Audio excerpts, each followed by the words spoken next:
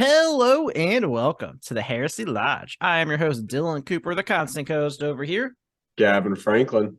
Guys, we are here this week to preview Tallarn by John French. I think it's Tallarn. Tallarn? Tallarn. That's what they say in the audiobook. And that's how I read it, which means it just means you're wrong. Macarage. Macarage. I don't know what the fuck that is. Tallarn. Tallarn. Tallarn. Tallarn. We're here to talk about it. Yes, by John French. We talked about one of the previous episodes. It's an anthology, but it's not an anthology. Yeah. So we'll get into that. As always, hit us up on the Discord. You can find that pinned to our Twitter at Heresy Lodge. You can leave us an email at theheresiLodge@gmail.com. Check us out on YouTube. Go over there. Please like, subscribe, leave a comment if you want. If you leave a comment and you need the Discord link, let me know. I will give it to you. You can find that also at the Heresy Lodge. We have merch. I'm currently wearing my sweatshirt. We have all kinds of shit. Check it out. They're great gifts. You know, we're very fashionable. So fashionable. Gavin, what are you drinking, my man? So I'm kind of scraping the bottom of the barrel here.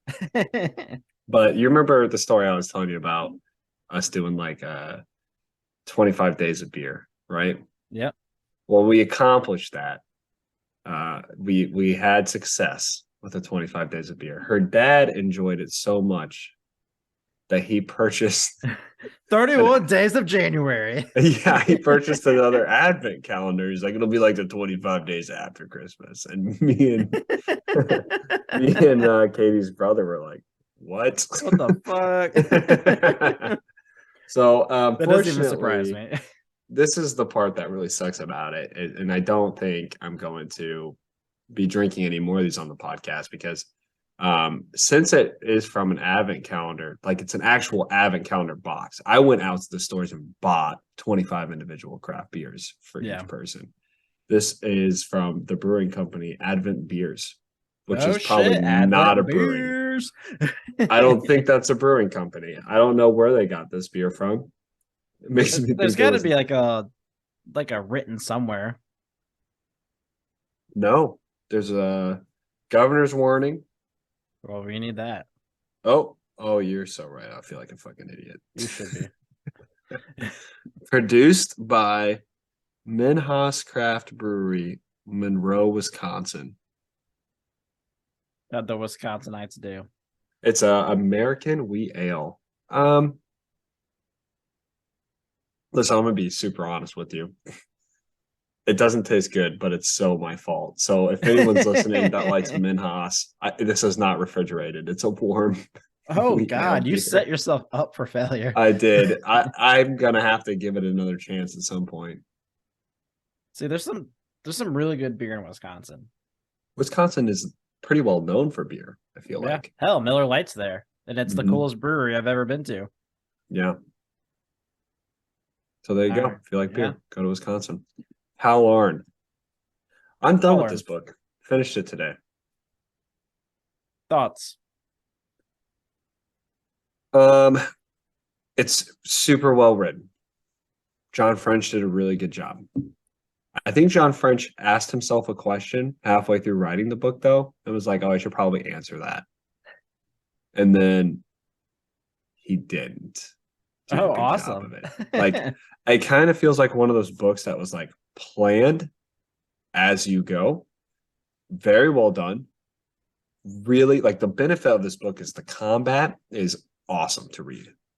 I feel like I'm on the edge of my seat when I'm reading about the way he does tank combat, because a lot of times when I'm thinking of vehicle combat, it gets really fucking boring to me when it's written about. Yeah, at least though, like with tanks, you can visualize a tank. You've seen a tank in person.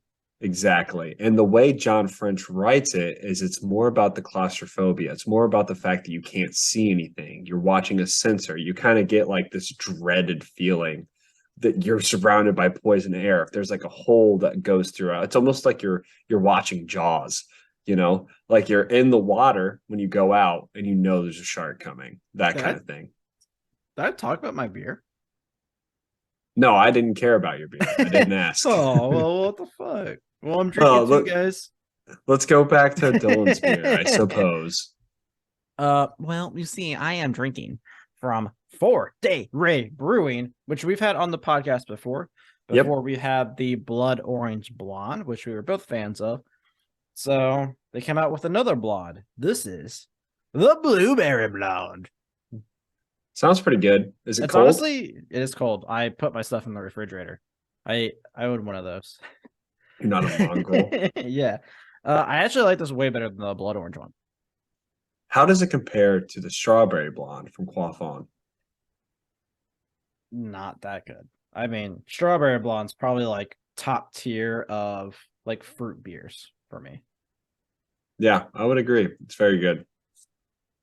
Anyway, Tallarn. Tallarn. So Tallarn's broken up into four stories technically. The first story is just like a real quick 2-page story about the aftermath of Tallarn. Then we have, I don't even know, what's the second story?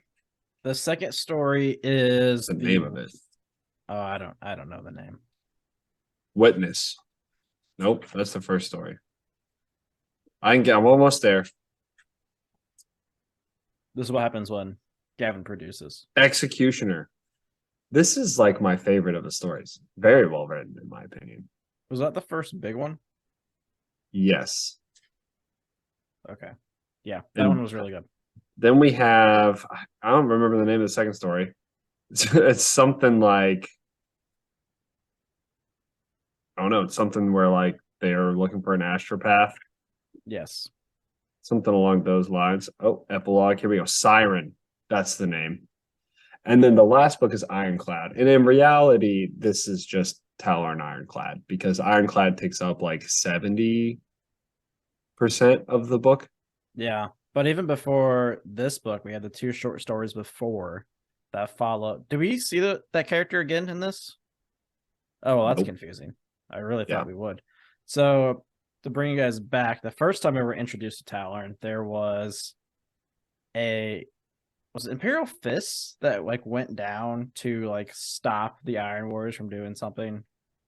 Yeah, so we got two stories, and the first one was the Imperial Fists were on a ship above Tallarn, fighting.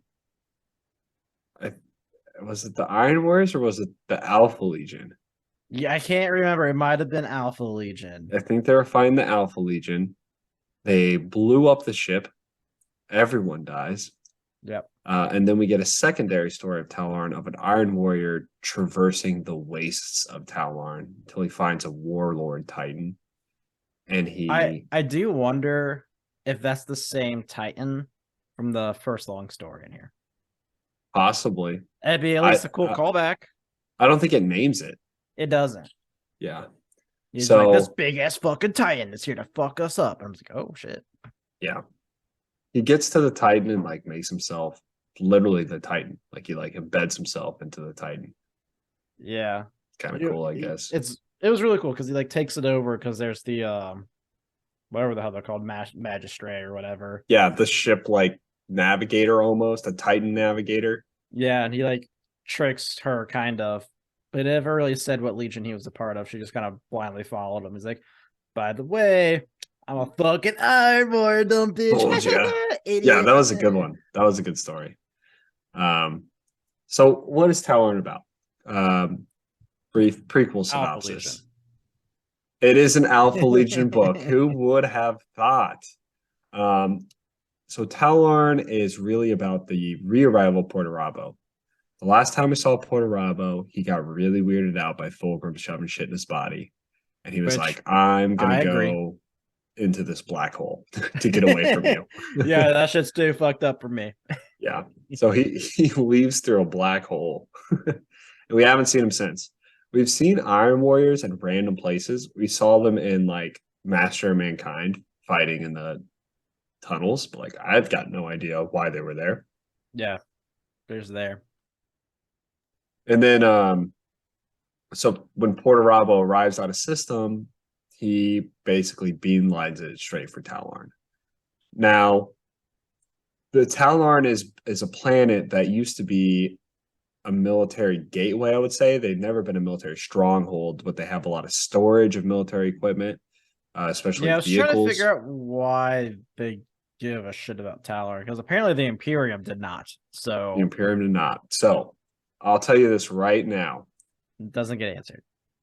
So this is the thing. That's the question John French asks himself halfway through. Because like once you get to Tallarn Ironclad, you get introduced to a character whose entire like character is built around what the fuck is this happening? Yeah, that's been my entire thought the entire time. I was like, Exactly. so like, what's because they don't just like destroy with some like a little bombardment. They fucking virus bomb this place, which we Well, were told before only horrors had virus bombs. Mortarion made them. I'm sure he just dealt them True. out afterwards. And you get a virus bomb, and you get a virus bomb.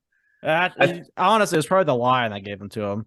Yeah, the lion does love to give Portarabo weapons of mass destruction. Look, dude, I was just kidding. I'm not on horses' side. If you just give me like 1,000 virus bombs, like I'll totally vote for you. You got my vote, pal. So he shows up, virus bombs his planet. Tons of people die, but a few survivors do live in the underground bunkers that are the military storage we were talking about. But then the weirdest thing happens. Portarabo stays and starts landing tanks on a virus bomb planet. Now, here's one thing I don't get. Why virus bomb it if you got shit to do? Yeah. You know? And it's not like this was a place that was like held up by a bunch of space marines or like other legionaries. Yeah. These were a bunch of forgotten soldiers. This entire book takes place over the course of a year. That's like, this really makes me curious about like the Cadia books because these were fucking awesome. Like the Astra Militarum, they're cool to read about. Yeah, I agree. So let's talk a little bit about what John French did really well. Human characters. Yes. Exceptionally well-written human characters.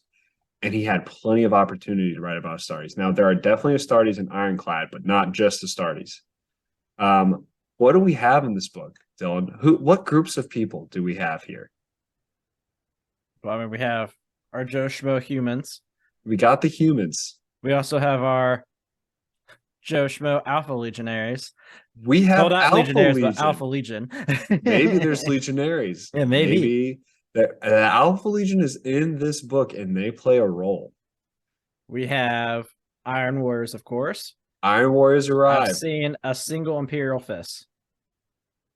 You'll see random Loyalist Legionnaires. You'll see a couple White Scars. You'll see some Iron Hands. Unfortunately, this one's. I remember seeing the White Scar, and it was just like glossed over. Yeah, I was like, let me tell you what else. You have the Dark Mechanicum in this fucking novel. You've got Sons of Horus in this novel. And you've got, this is the coolest thing, an Infosite Assassin. Cool. Well, that's the one I'm on right now. Yeah, this dude has just super awesome characters that he's writing about. John French sat down and said, you know what? 40K is a cool fucking place. Let's have those cool elements in. It's not going to be Astartes punching each other. We're going to have some of that because that is cool. But it's not the main thing. You got dreadnoughts, you got tanks, you got titans, you got knights, all of them coming together. It's pretty fucking cool. Yeah, it's really cool to read about. It really gives, and like the things he writes about too. Like these people are underground and they can't fucking leave or they'll die. The fucking like they're low on rations. It's dark. Like it's fucking like it would suck major dick. Yes, and like he has. Like it's like I was saying, it's like you're watching Jaws. Yeah. Like you're in the water whenever they go out, and you're like, something's about to happen. I hope their hull doesn't break. That kind of thing. Yeah. So I think like, that if there's like a hole in their suit, they're fucking just dead. Yeah, virus bomb's still there. It's pretty nasty. So set up for this, like we said, Portarabo's come back. But we also talked about how there's some Alpha Legion on Tallarn. Why are they on Tallarn? That gets answered here as well. Alpha Legion don't really need a reason for things. Alpha Legion's the reason. Yeah, they're here to do Alpha Legion stuff. What I even find interesting too is, without spoiling too much, like the Alpha Legion basically already had the planet won. Yes. So it's like, why did the Iron Warriors come? Why did they come? And so, do you remember that short story too? I love that they had that. It's almost like John French had this thing where he was like, here's all the people we have. I'm like, let's actually do what they do best. So the Alpha Legion, remember that story we had about that human operative that took over that entire planet just with like rumors? Yep. Alpha Legion are doing the same at Tallarn here. And I'm like, that's what they do. And it still makes me think the Alpha Legion are the most efficient fucking. Yeah, because all they need is one fucking human. One human. They don't even need an Astarte. Just goddamn throw a human on there. Like, all right, look, you just like whisper in this dude's ear, and the entire political climate's gonna just crash, and we're fine. And that's how they do it. So halfway through the book, you get introduced to a human who's asking that question. Why are the Iron Warriors here? Not just why they're here. I think that like they understand like the Iron Warriors could have shown up and virus bombed us because we're humans and Iron Warriors are mean. But why did they stay for over a year? You know, like if you're going to virus bomb a planet, kill everybody, you've got a few thousand survivors. Who gives a shit? They're going to die how on a long rock. was Horus on Isfan? Like a month. Yeah. And then like, all right, on the Isfan 5. Let's go. Next one.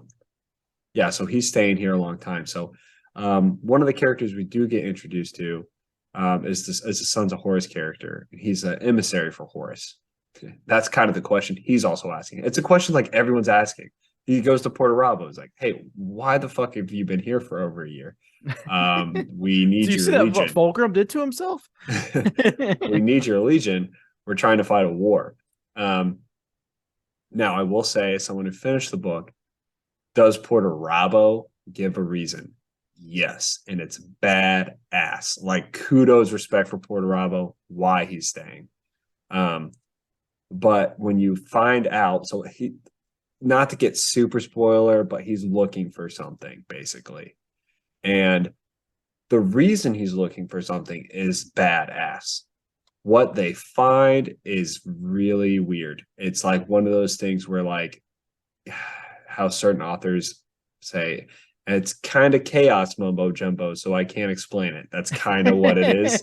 It was the greatest battle space has ever seen. Yeah, so it kind of has one of those endings where you're like, really cool reason, but what was it? Yeah. So that's how what I've arrived at Tallarn so far. There's not a lot of short stories that go into it, which is great. Just the two that we discussed. Yeah, really, there's nothing else that goes into it. Honestly, like it's just like, all right, here's a planet. Do shit on it. Pretend this is Cadia. The unfortunate part about this book is I wouldn't consider it to be super important. And you'll kind of understand why once you get through it. It's like the input to the book and the output to the book are not drastic. No, I mean, even reading where I'm at now, like that doesn't surprise me. Yeah. I think it's one of those we're definitely hitting like a series of novels where it feels like they're very null pointed because they want to get everyone set up. It's like, okay, we haven't seen Porto Rabo in a while. Let's bring him back, but like let's give him something to do before we get him into the place he needs to go. And you'll see at the end of this novel, there's a reoccurring theme that I think is happening with some of the Trader Primarchs to kind of set them up for the Siege of Terra. So yeah, I enjoyed it though. I'll tell you my favorite part about these books is what he does at the end of every chapter. Oh, the little like story thing?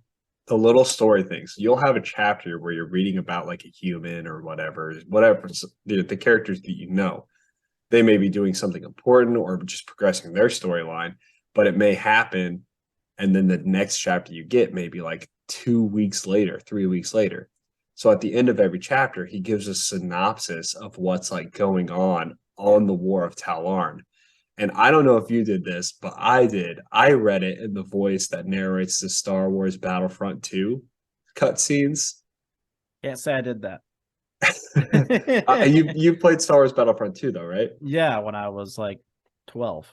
Yeah, you remember like you play the campaign, and as soon as you beat like a mission, the guy goes on. It was like it was a rough day on Tatooine, and the 501st wasn't quite sure what they were going to be doing with their lives in the next 3 months, like that kind of thing. Like you would play a mission You just should be like a I was voice reading a actor. chapter. You're That missing was my point. that was beautiful. That might It have been the was. best reading I've ever heard in my entire life. My God, I don't even know. Movies, video games, audiobooks. Gavin can do it all. I think I could. I have that voice. Oh yeah. What does the Nice. 501st do with themselves? Can't wait till you start getting the smut books. Those will be good.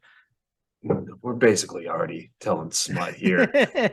Yeah, that's right. The Heresy Lodge. I think that if you remember it, if you were able to think about it, No, like after the I Battle do. of I know exactly. Kashyyyk. Yeah. Okay, well, stop giving me shit then. I will never stop. You kind of get the comparison, right? It's Yep. like you play a mission or like you read a chapter, and then you get a synopsis of how that's impacting or what's actually happening in the overall war or battle scheme of things. So I love that because I think it just shows smart writing and shows knowing your readers because he's like, okay, we have a massive fucking battle. Yeah. And I mean, assuming like these books came out like not Mhm. together, giving that's very nice. Because if you had read any of the previous ones, like, okay, I remember that from that. This makes sense. Mhm. Exactly. And like you have like millions at one point, like tons and tons and tons of tanks fighting. And it's like, I don't actually want to write that. I'm just going to say it was bloody as hell for a page. And that's okay with me. I'm fine with that. Like, Yeah. show me the little skirmish off to the side. That's important because I can wrap my head around that scale of battle. Like, at one point, the dude, he says that like the battle spanned 3 time zones. And I'm like, yeah, I can't even imagine that. That's fucking stupid. 3 time zones? That's a lot. That's fucking That's huge. from New York to California.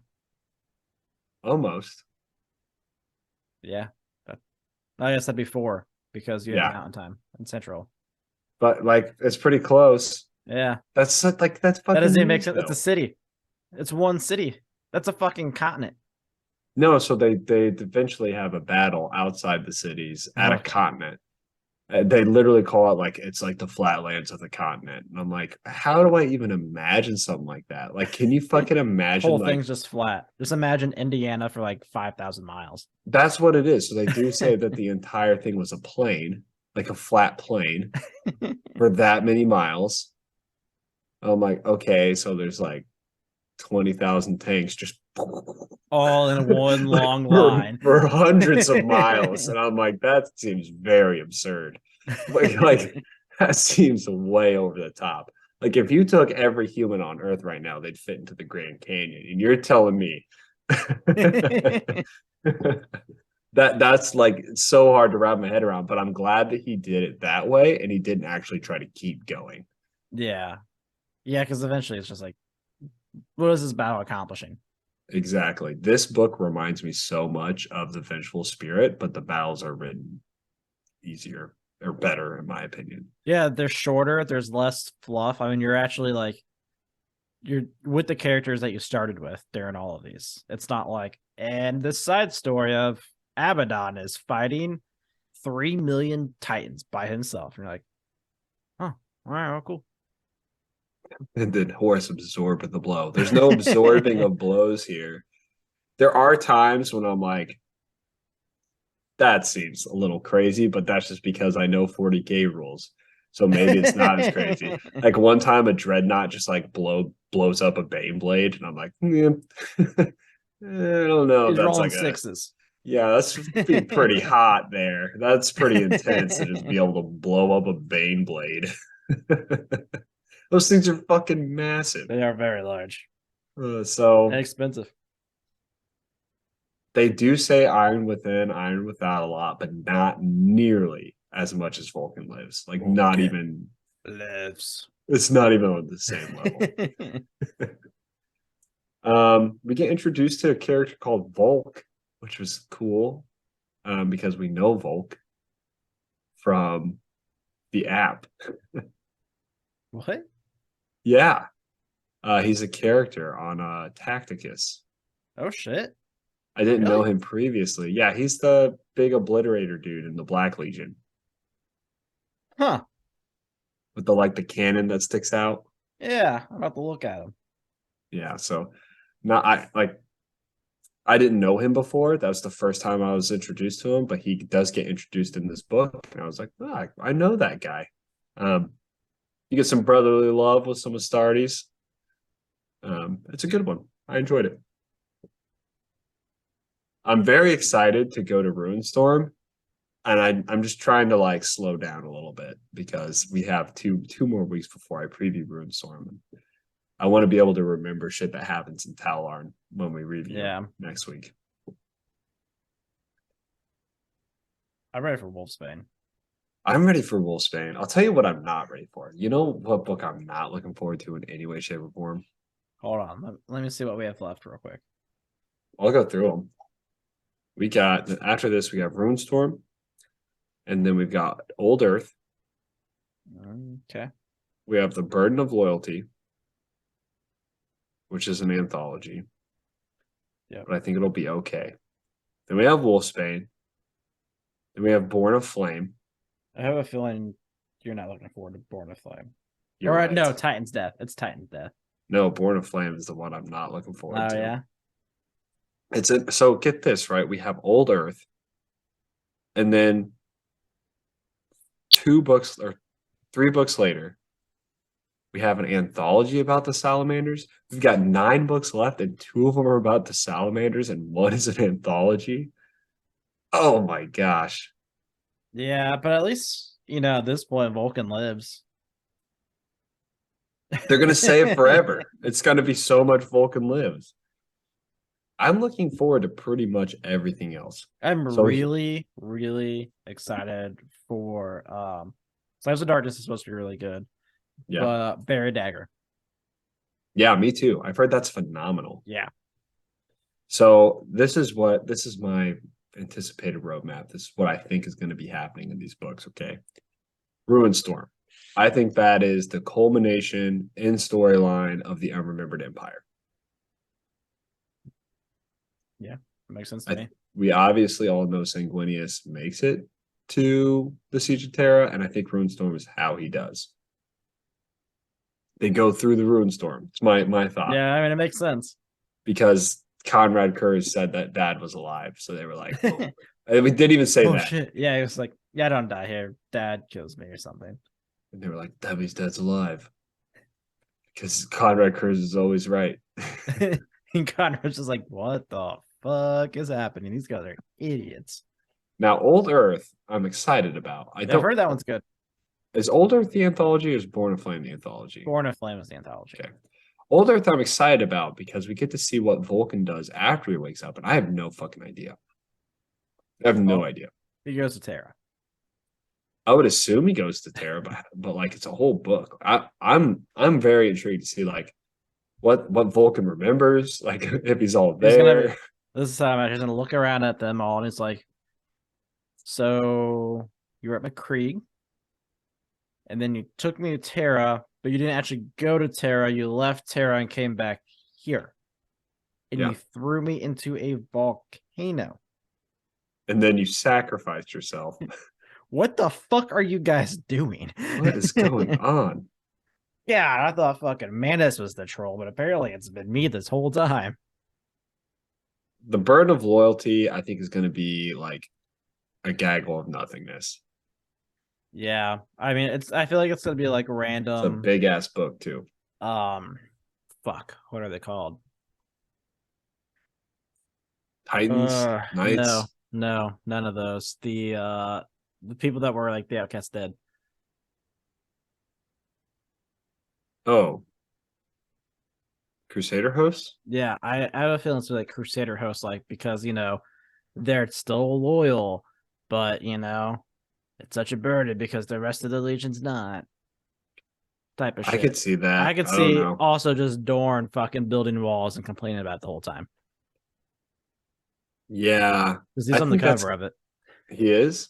Yeah, he's like standing like on the wall. Okay. You have the Oh yeah, fucking that's right. book. Look I at thought that was Heralds of the it. Siege. Oh, maybe that is Heralds of the Yeah, Siege. fuck off. The burden of loyalty, I think, is like Titans on the cover.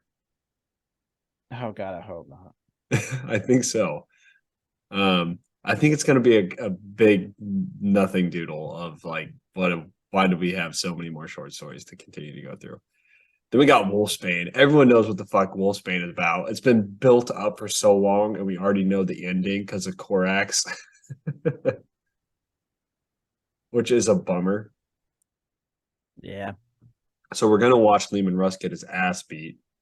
But maybe he doesn't get his ass beat. I don't know. Horace is just so juiced up right now. I have faith in Lehman Russ, but I have a feeling Horace makes it to the Siege of Terra. you know, I have a feeling that happens. If I'm a betting man, I'd say he makes it to the Siege of Terra. So, Spain. I think Lehman Russ is going to get his ass beat. We'll see how it goes. Born of Flame. I have no fucking idea what Born of Flames is going to be about. I have a feeling it's going to be about some of the. I know there's a story in there called Artifacts. So I think they're going to go over like the salamander artifacts, where they end up, that kind of shit. Yeah, Slaves to Darkness. So Slaves to Darkness, I'm super pumped for. that's I really think good. I think Slaves to Darkness is going to conclude almost every single story arc of the Trader Prime arcs, except for Mortarion. Yeah, which we get in Bear Dagger. Yeah, I would say like Portorabo, Magnus, Alfarius, Angron, Lorgar. I think they all find their way to Horus in some way and prep for the siege. In Slaves to Darkness. And then Heralds of the Siege is another group of short stories, but I think it's the exact opposite. I think it's the loyalists getting all their ducks in a row, ready to fight it out. We'll see how that one goes. Book 53, Titan Death. I don't.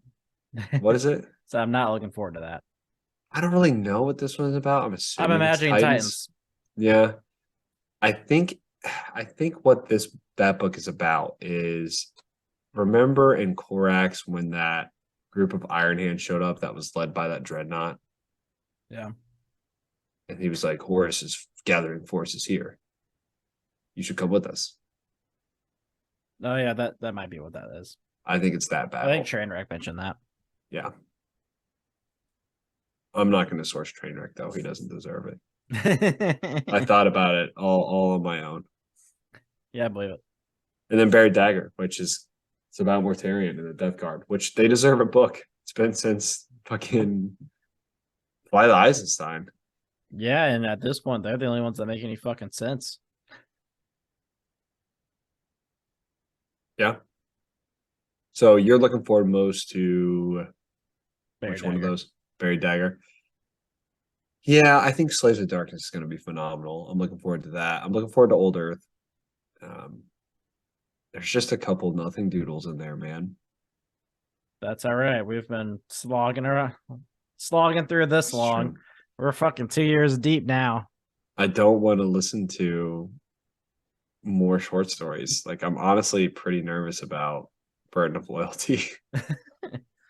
Yeah, I mean, it's one of those things where like, man, we're so close to the end. Yeah, that's why I'm getting excited. That's why I'm kind of going through each of the books, and I'm like, "What's this one going to be about? What's this one going to be about?" We're 9 books away from the finish. It doesn't feel like it's. I mean, it felt like it was fucking far away for a long time. We've read 45 was. novels, dude. 45 novels. That's a lot.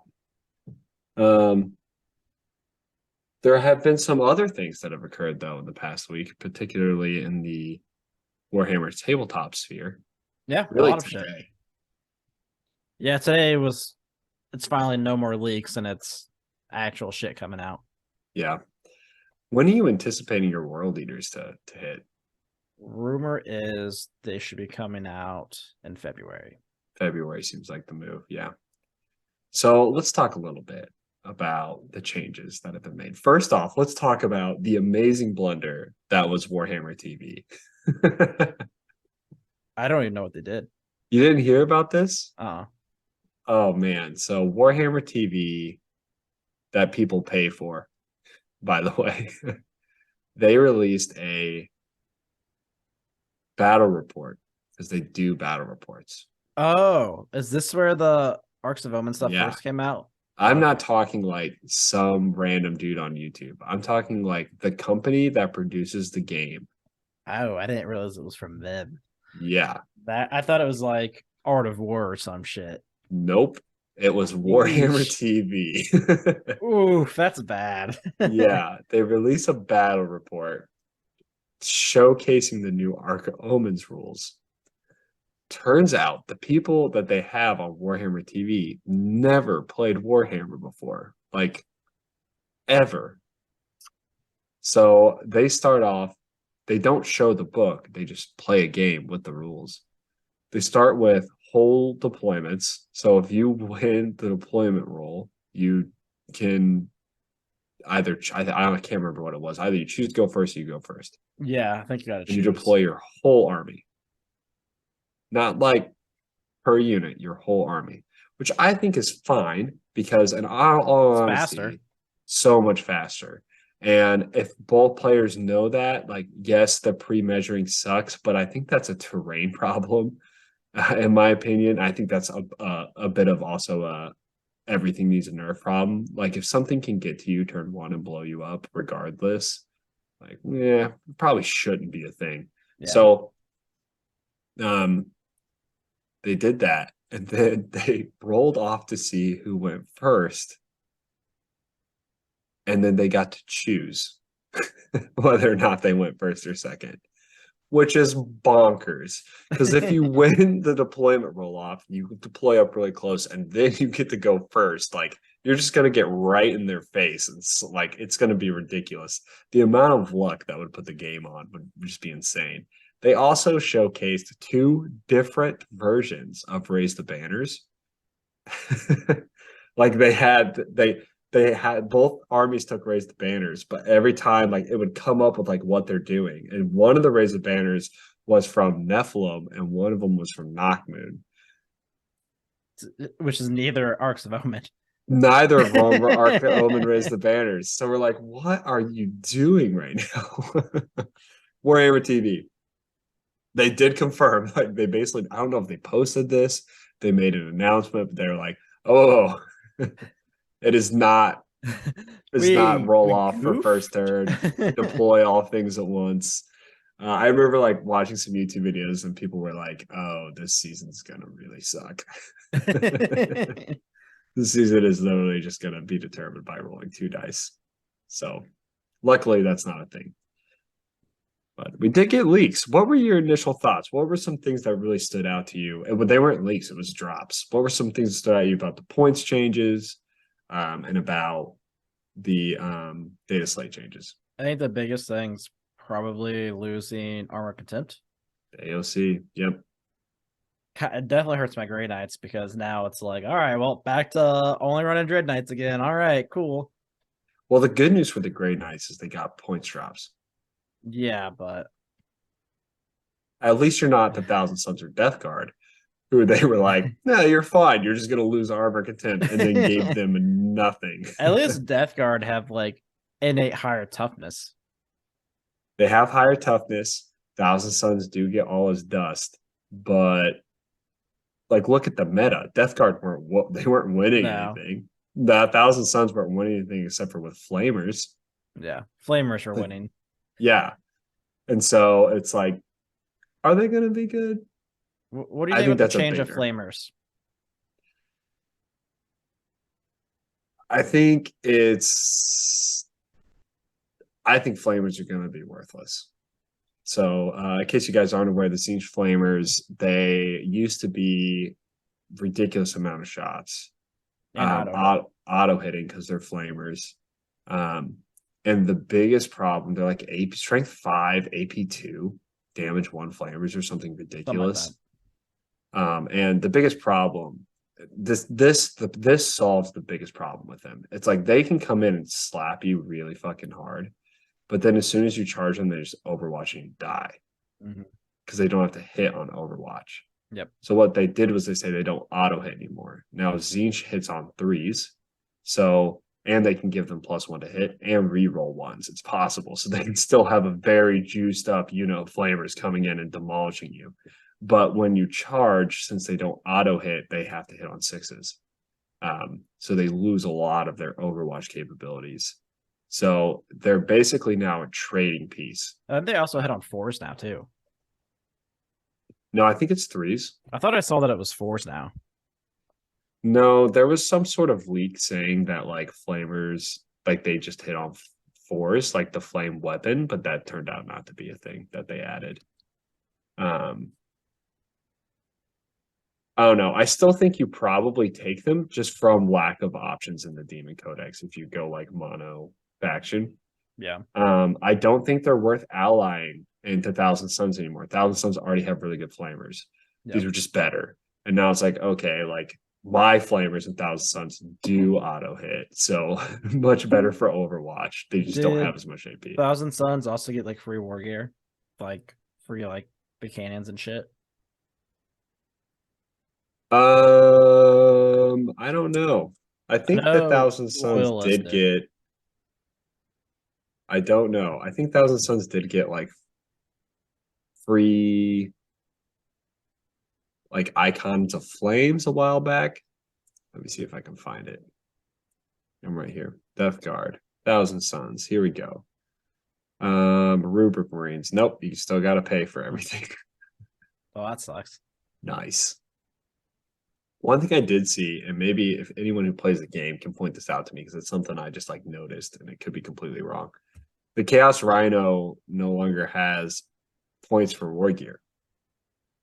And maybe that's been a thing for a while, but I have always seen people kit out their Chaos Rhino to be super minimalistic because it's not worth paying those points.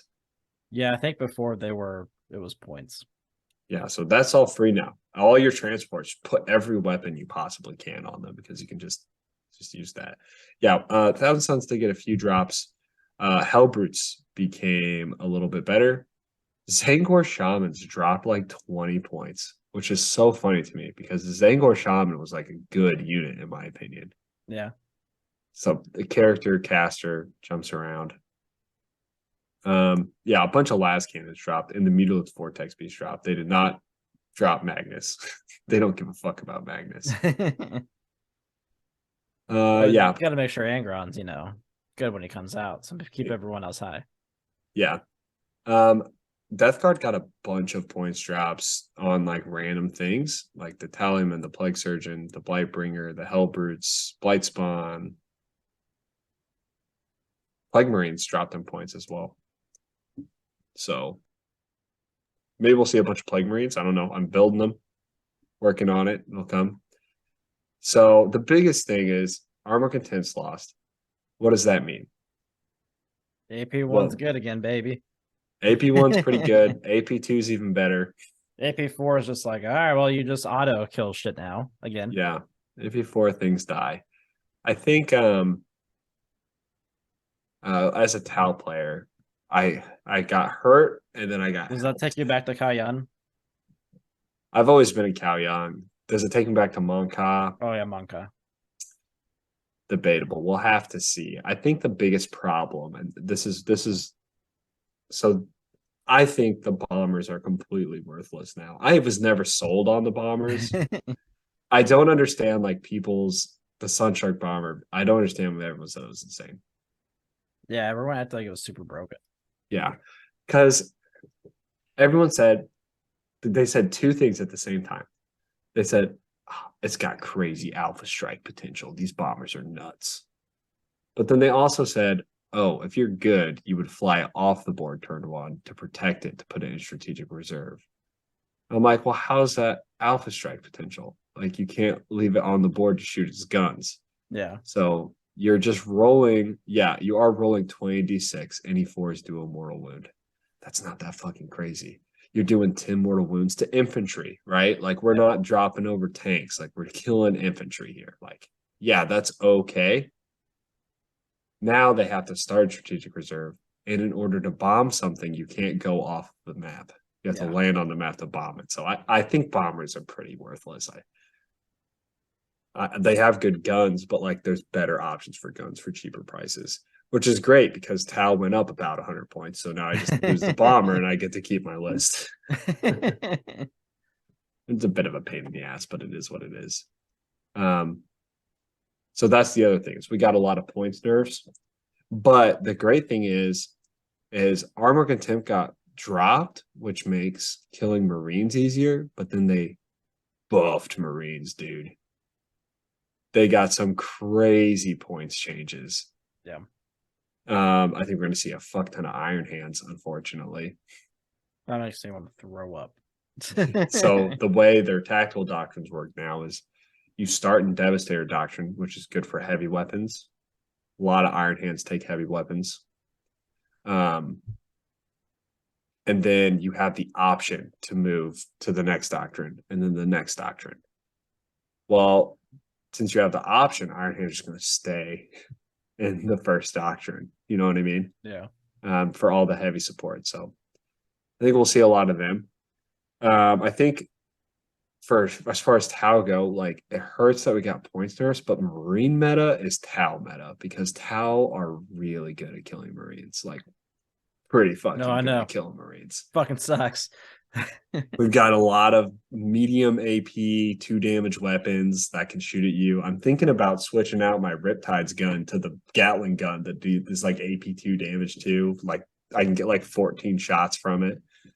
So yeah, I mean that'll just fucking melt through shit. Exactly. I mean, even if you're uncovered, it's still AP1. You're most likely saving on 4 still. Ignores cover. Oh, there you go. Doesn't even fucking matter. Doesn't matter. Fucking hate the Tau, man. Everything Tau about is bullshit. Everyone hates the Tau. It's so funny. Like the Sunstruck Bomber, it's like, well, I don't like planes in Warhammer. I think what happened was like Games Workshop started to introduce all these various different troop types, and then they were like, oh, this doesn't work.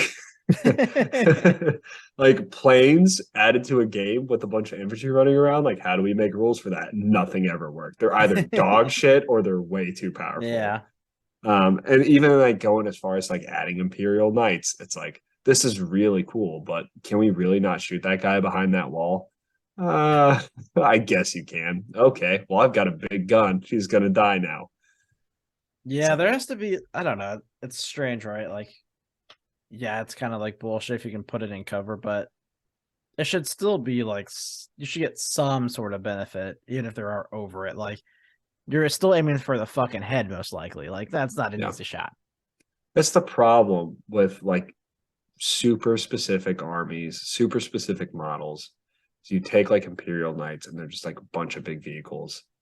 And you can do really great in a tournament until you run into a list that can destroy vehicles. And then you're like, fuck, like nothing I can do here.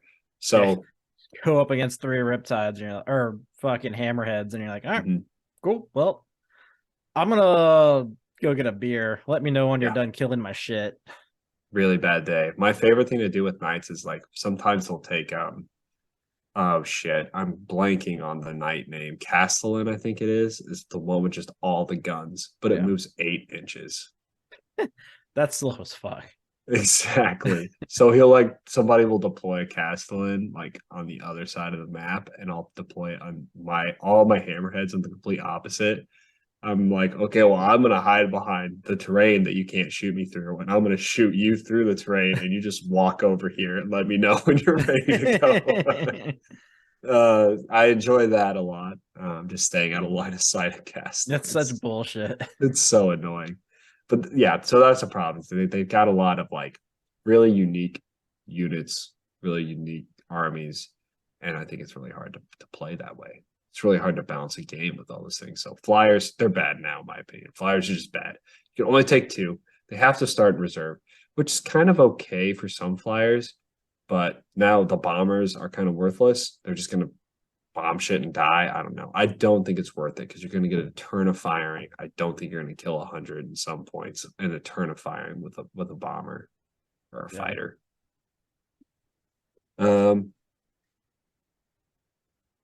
Yeah, Space Marines I think are going to be nuts. Tyranids are fucking nerfed to the ground, dude. I saw some people talking about it, they're like, some of the things that changed just made no fucking sense. Like, no one even takes this shit. And it went up like 80 points. Yeah. Tyranids they got Harpies nerfed, which is funny. Because it's like Harpies already got nerfed. Although I feel that with my crisis suits. They've been nerfed 4 times since their release. I'm like, whatever. We saw overrun. That's the biggest thing with Tyranids. So previously you had a Hive Tyrant, who's your warlord. You run them into battle, you kill everything, and then you can move again with the stratagem overrun. So you just move backwards into protection. So it makes your Hive Tyrant like this genuine pumping out killing machine. And now they're like, you can't do that anymore. We're gonna take away overrun on the Hive Tyrant. And now overrun can't really be used on anything. I think there's like one unit. It's completely worthless. Yeah, we saw massive points increases across the board for Tyranids again, which is like, think about this, dude. When Tyranids first came out, a list that was 1,000 points would be 2,000 points today. That's how many points increases. They like basically everything they took has essentially close to doubled in points cost since its release. GW, come on. Yeah. Yeah, they went release really better hard with books. the fucking bugs. They were nasty when they first came out, dude. And Custodes are fucking back in action for the most part. Custodes are going to be back in action because they don't have to take troops anymore, which is the biggest and they deal. have OBSEC again. They do have OBSEC. You're going to have like, I could see them taking like a bunch of like single man Terminator units because you can do that with Custodes. Yeah. So you're just walking around with like 9 single Custodes Terminators. That'd be fucking hilarious. I hate Custodes. I did too. I think Harlequins are heart garbage. They changed their emblem from a 4 to a 5. That sucks. Yeah, that sucks. I think Mechanicum. I think what we're going to see out of this meta, guys, is Space Marines, Mechanicum, because they got a bunch of core, and now all their infantry have 5-up emblems. I don't know why that happened. I mean, whatever. My fucking Terminators for my Grey Knights also have a 5-up invul, and they're fucking like 35 points a model. I'm like, I'm still not taking those. Okay. Yeah. I mean, I went up against that list in Kansas City. Mechanicum, somebody about Mechanicum, really great guy. First round, and he beat me with like a fuck ton of Skitarii. Is all he took. Skitarii veterans, Skitarii Rangers. Yeah. He didn't have 5-up involts. And it was a pretty close game, but it's just rough to get through that many bodies. And the problem is their shooting power is insane. Like you take a 20-man brick of Skitarii and you're like, I'm going to put every buff on them. They hit on 2s, AP 3, damage 1, they wound +3 to wound or something fucking absurd like that. I'm like, oh God, okay, well, I'm just going to die. Yeah. 27 shots, exploding 6s. Now they have 5-up involts. Yeah, like going against Tau, like honestly, one of the best things to do against Tau is just to be a better gun line. And sometimes Mechanicum is. I think we're going to see Custodes, which I'm really worried about. So what I say, Marines, Mechanicum, Custodes. I think we're going to see some Tau. And the only reason I think we're going to see Tau in there still is because Marines are big. I think they're going to get outgunned by Mechanicum, out-survived by Mechanicum. So there's going to be like a rock, paper, scissors battle there. And yeah, you might see some Imperial Knights too, because I don't think Space Marines have an amazing way to deal with Imperial Knights. Also, one thing we didn't talk about is fucking you can take Votan now. What is that? I haven't even looked into that. How stupid Yeah, is so that? it makes no fucking sense. Because first off, good and well, the Imperium would not team up with any fucking Xenos. In no way, shape, or form. You No. might get like an Inquisitor that does it. Yeah, but no fucking Space Marines are gonna have some Votan. Like I could fucking run a Votan detachment with my Grey Knights. It's like, well, that fixed like my shooting problem, but this looks fucking stupid. It does look stupid. Look into it though, dude, because that might be kind of cool. Like one of the biggest weaknesses Grey Knights have is I feel like their base like troops are kind of dog shit. Well, the thing is, the troops are just super cheap. They're great in melee. Your troops? Yeah, that's a fucking like 100 points now. I think so. They're 110. And I mean, if I'm carrying halberds, that's strength 6, Yeah. AP 2, 2 damage each, hitting on 3s, wounding Take on a 4s, 3s or take 4s. take a Hecaton Land Fortress. I fucking could. How weird would that be? It'd be stupid, but I mean, someone's gonna do it. I I'm not think gonna waste the money. that's gonna unlock so many possibilities for armies. Yeah. Like could you take Votan? Could you take Votan and Imperial Knights together now? Probably. I don't know. I didn't look too deep into it, but That'd maybe. be a weird one. How weird would that be? Just the Imperial Knight running around with a bunch of leagues of Votan. Oh man, so crazy. You think their shooting's a bit crazy now? Put it in a Castellan. Just Yeah, get in the back of Volcano it's a Land weird shit. concept. I don't know about it. Yeah, I don't like the Votan. There was rumors that you could ally him with the tap.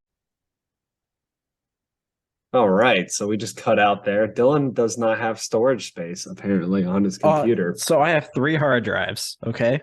Already a have bad move. I have one that has, let me 392 gigs remaining, one with 4.42 gigs remaining, and one with 27.8 gigs remaining. So I don't know what happened, It went but it should have somewhere. been going to the 392. Well, I'm glad we figured it out. But I do remember the last thing I was saying was I heard there was a rumor, and I haven't looked into it, that Leagues of Votan could also be allied to Tau. Fucking wouldn't surprise me. That'd be retarded. It would be really, there's like no reason for it because they're basically the same army. They just shoot really well. I'd love to take like some berserkers, some Chthonian berserkers though, and be like, haha, melee and shooting. Here we go. But Stupid. that would just be reinventing Marines. I don't know. Also another big thing is the new stratagem to where you can bring in a second, like if you are limited to like one type of like commander or whatever, you can now bring a second. Oh yeah. Well, that sounded really good for me to bring in multiple commanders until they increase their points by like 20 each. So the Grey Knights people are, I don't know if they're Limited. just, no, I think they're just being dumb because they're like, no, we can't take a second Grandmaster Nemesis Dread Knight because it's the same Brotherhood or not in this.